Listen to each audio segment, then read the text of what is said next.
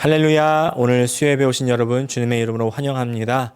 오늘도 힘들고 어려운 가운데 하나님 말씀 꼭 붙들고 그 말씀으로 힘 얻고 생명 얻고 그 말씀으로 등불 삼아 나아가는 우리 모든 성도들 되시기를 간절히 축복합니다. 우리 함께 은혜 나누실 말씀 함께 보시겠습니다. 욥기 13장 1절부터 19절까지인데 4절과 5절까지만 읽겠습니다. 너희는 거짓말을 지어내는 자요 다 쓸모없는 의원이니라. 너희가 참으로 잠잠하면 그것이 너희의 지혜일 것이니라. 아멘. 아멘. 오늘 욥기 13장 이 첫 부분, 그 중에서도 4절과 5절 말씀을 중심으로 누구에게 무엇을 말할 것인가 라는 제목으로 함께 은혜를 나누기 원합니다. 하나님과 그리고 사람과 다른 점이 많이 있지만 사실 굉장히 많이 다르죠.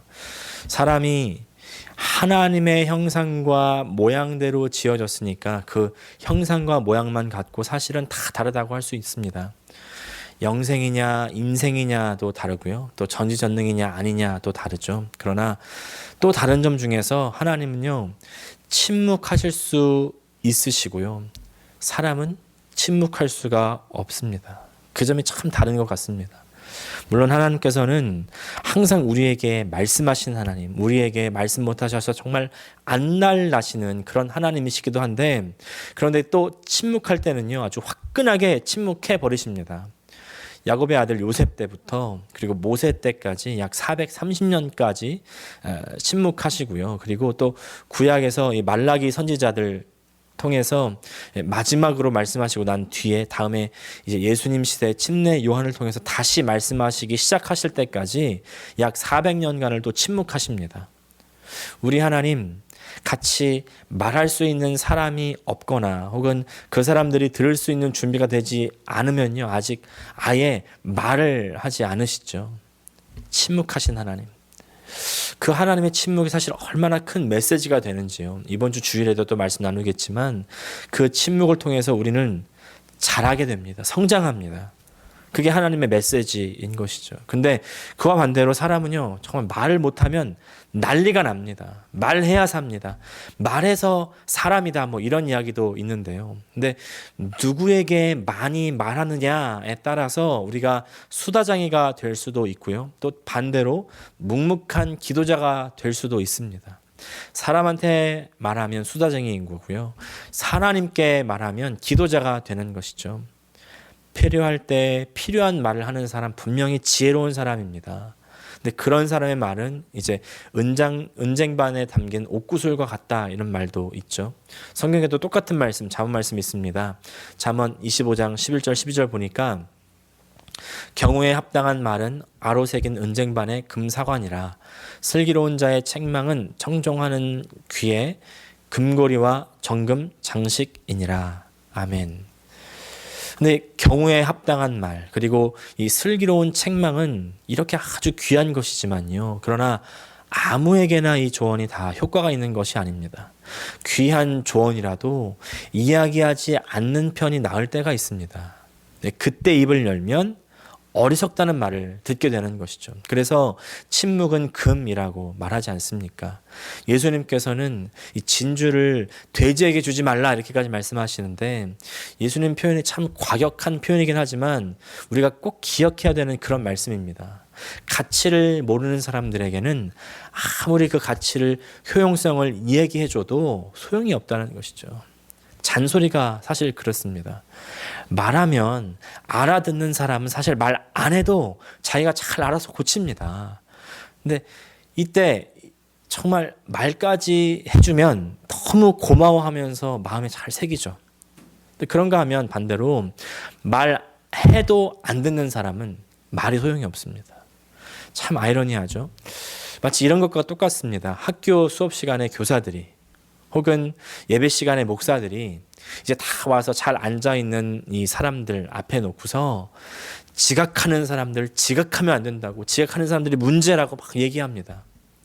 아니 이미 앉아있는 사람들, 학생들, 성도들 사실 늦지 않고 정시에 와서 있는 사람들 아닙니까? 진짜 말이 필요한 사람들은 지각해서 아직 있지 않는 사람들, 오지 않은 사람들인데 그런 사람들 듣지도 못하는데 이미 와서 앉아있는 사람들한테 늦지 말라고 잔소리를 해봤자 무슨 소용이 있겠습니까?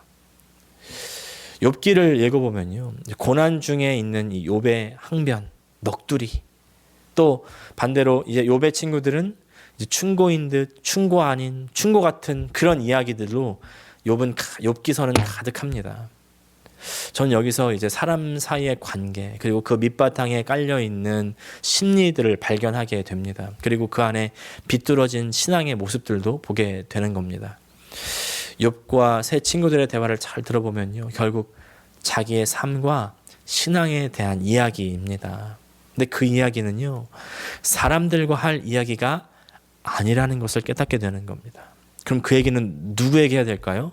하나님께 해야 될 이야기인 것이죠. 사람은 일단요, 하나님을 다 알지 못합니다. 또 사람이 자기 자신을 알기도 바빠고 다른 사람은 더 알지 못합니다. 다른 사람의 삶의 사정 모릅니다. 하나님도 알지 못하고 다른 사람의 사정도 알지 못하는 그런 상황에서 말할 때에 맞는 말 같아도 그 말은 맞지 않는 말이 될 때가 많이 있죠.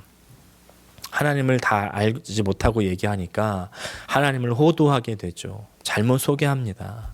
또 다른 사람들의 사정을 다 알지 못하고 이야기하니까 사람에게 상처를 주게 되는 것이죠. 쓸데없는 말이 되고 해서는 안 되는 말이 되는 것입니다. 우리 신앙에서 가장 중요한 본질은 죄와 구원이죠. 영생의 문제입니다. 천국에 대한 것이에요. 그래서 복음이고요. 그리고 그 복음은 예수 그리스도십니다. 이 세상에서의 평안하고 안락한 삶, 다른 차원의 이야기예요. 다음 얘기입니다. 성경에서 잘 다루지 않는 부분이기도 합니다. 그런데 우리들의 이야기의 주제, 주로 어떻습니까? 대부분 후자에 관한 것이 주를 이루지 않습니까? 항상 우리가 죄의 문제, 구원의 문제의 중심을 삼아야 되는데, 거기서부터 출발해야 되는데, 그게 중심에 딱 서 있어야 되는데, 근데 그 순서가 뒤바뀌어서 혼란을 야기하게 되는 거죠.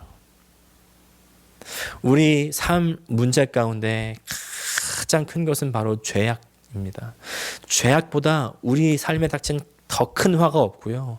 구원보다 우리 삶에 정말 내려주신 더 큰 은혜, 더 큰 복이 없는데, 우리들은 사람들끼리 이야기하다 보면요, 아파트 먼저 안 산 게 화고 저주가 되죠. 자녀들이 좋은 학교 못 들어간 것이 화입니다. 내가 병든 것이 저주가 되어 있습니다.